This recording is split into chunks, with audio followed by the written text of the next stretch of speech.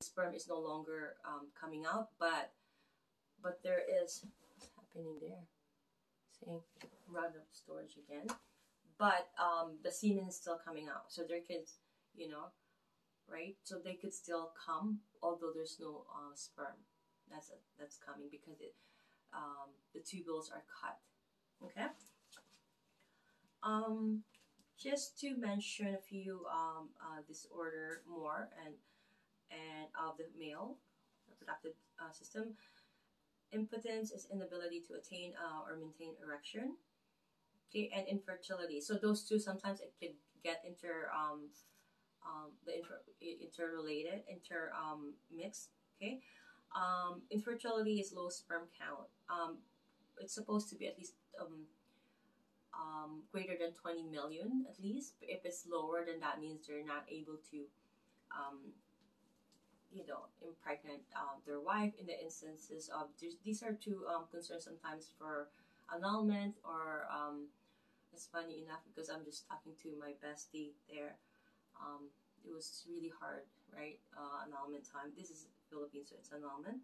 Or divorce. This is like impotence and infertility could be a two factors. So impotence is inability to attain or maintain erection. Okay, and infertility is low sperm count. Okay, so sexually transmitted diseases. These are usually like gonorrhea, syphilis, chlamydia. These are the bacterial. Okay, and for virus is genital herpes or HIV, which are AIDS. Okay, these are more so of an infection, and I did a video on HIV and AIDS. Sorry, and now we're gonna go to the female reproductive system. Okay, I'm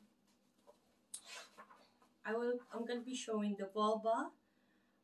Another term for coitus or sexual intercourse is copulation. Okay, we have to so the vulva external genitalia, and the clitoris is the homologous with it's similar to the penis is the clitoris, the homologous with the penis, and the urethral canal usually is that tube. Yeah, it's where that urine is coming out, right?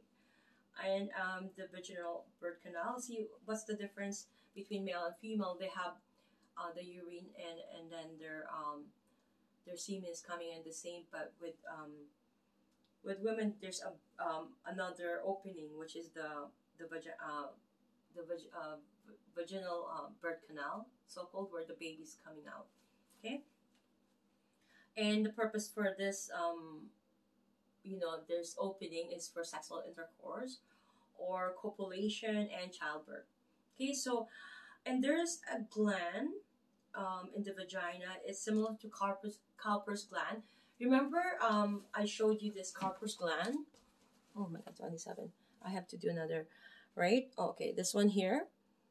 So the Cowper's gland is releasing the semen, right? We also have the equivalence of, for women, it's called a Bartholin's gland. And it's like a lubricant for the vagina. And episiotomy is when during childbirth, when it's at its peak to it's almost the head of the baby is almost to come out. The OB-GYN, or whoever is the assistant physician who's gonna be doing the episiotomy will just cut that, and that hurts. Of course, it hurts, but to be honest, during that time, I've given birth and they're all natural birth. I've had episiotomy on all three of them, and I didn't have epidural. I'd rather have episiotomy, and you would not feel it because the baby coming out is more painful. You just want it out, right?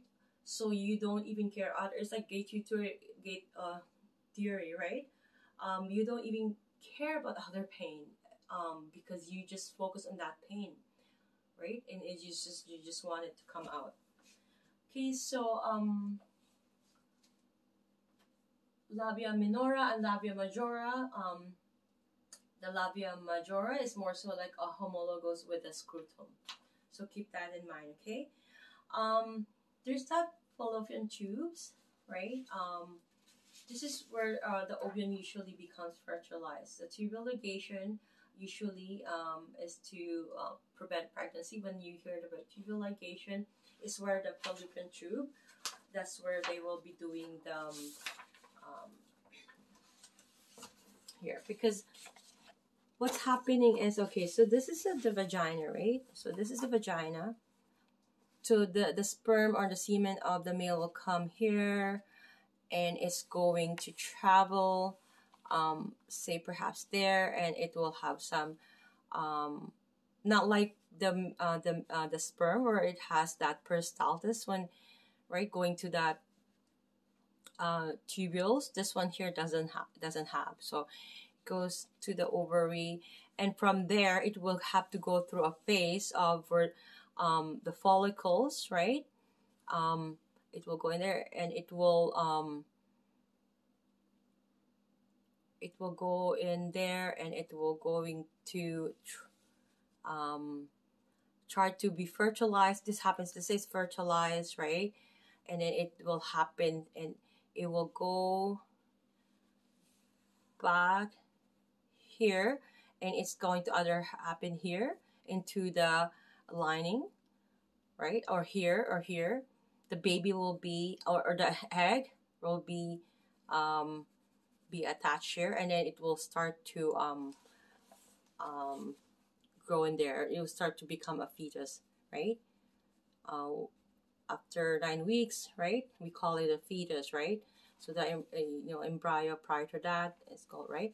But this is where I'm gonna be explaining after.